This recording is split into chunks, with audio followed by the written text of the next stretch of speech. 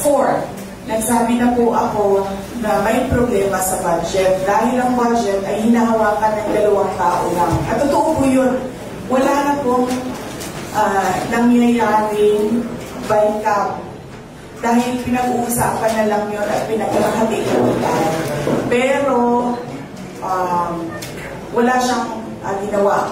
Wala man lang siyang sinabi, wala siyang komento.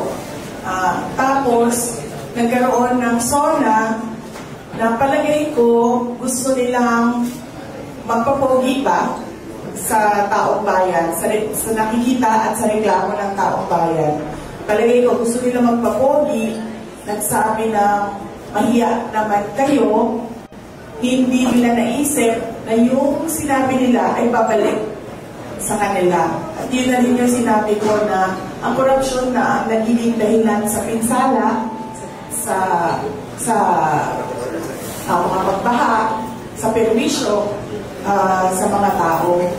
At nakikita natin na walang action at walang ginagawa.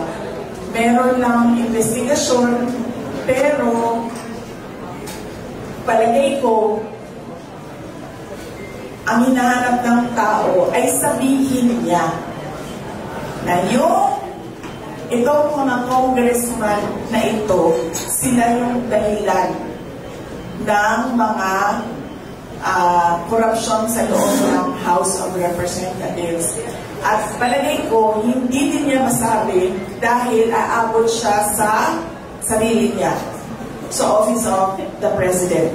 Dahil pumirma po siya ng budget Pag pumirma ka po ng budget at sinabi po niya, binasa niya, page per page, 5,000 pages ang budget. So, ibig sabihin, nakita mo yung insertion.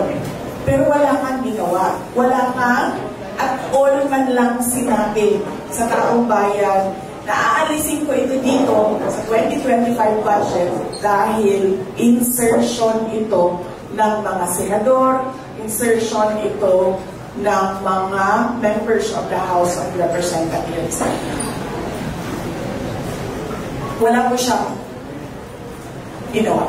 Yun po yung galit ng mga tao. Hindi po niya pwedeng masabi na politika ito dahil hindi po siya kandidato kailanman sa darating na mga eleksyon.